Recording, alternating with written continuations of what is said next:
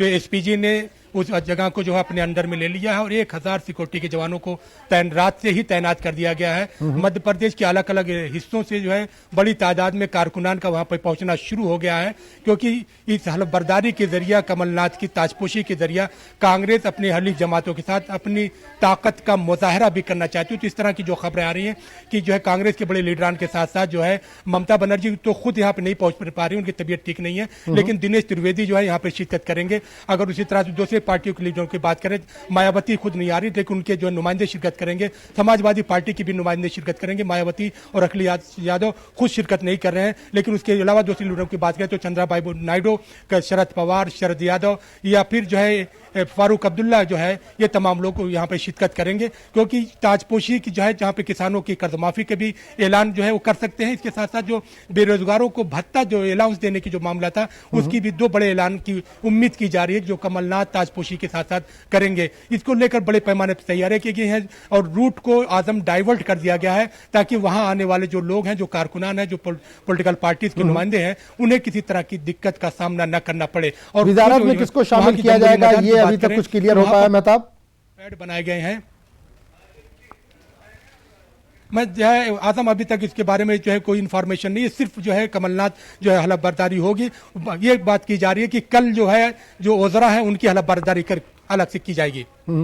अच्छा, एक लंबे वक्त से इंतजार था, जो मुस्लिम है या माइनॉरिटी के लोग हैं उनको इंतजार था कि उनकी जो मांगें पूरी नहीं हो रही थी, कई चीजें उनकी पेंडिंग पड़ी थी। अब लोगों में किस तरह का माहौल है, खासकर अगर मुस्लिम की हम बात करें, क्योंकि कांग्रेस की हुकूमत आ गई है, क्या उम्मीद भरी नजरों से देख रहे हैं लोग? देखिए, यहाँ पर एक बात मैं वाजे कर दूं कि जो जिस तरह से हमारी मुस्लिम नुमाइंदों से बात हुई, जो दो मुस्लिम एमएलए जीत कर यहाँ पर आए हुए हैं, आरिफ अकील की जो है, क्योंकि इससे पहले भी वजारत में वो रह चुके हैं, तो आरिफ अकील की जो है ताजपोशी यकीनी तौर पर मानी जा रही है। लेकिन कुछ तंजीमों के जरिए आरिफ मसूद को भी वजारत में शामिल करने का मुतालबा किया जा रहा है। लेकिन मुस्लिम दानिश्वरों से जो हमारी बात हुई और मुस्लिम तंजीमों के नुमाइंदों से जो बात हुई, वो ज्यादा पुरुम्मीद नहीं है, क्योंकि उनका यह कहना है कि कांग्रेस ने मध्य प्रदेश में जो वापसी की है, ये हिंदुत्व की साफ बैसाखी पर सवार होकर की है। तो अगर अकलियती इदारों की बात करें तो जिस तरह से भारतीय जनता पार्टी या शिवराज की हुकूमत में 5 साल उर्दू अकेडमी की तश्कील नहीं हुई, 6 साल मसाजिद कमेटी की तश्कील नहीं हुई, हज कमेटी की तश्कील नहीं हुई, मदरसा बोर्ड में चेयरमैन को तो बैठाया गया लेकिन वहां पर बोर्ड नहीं बनाया गया।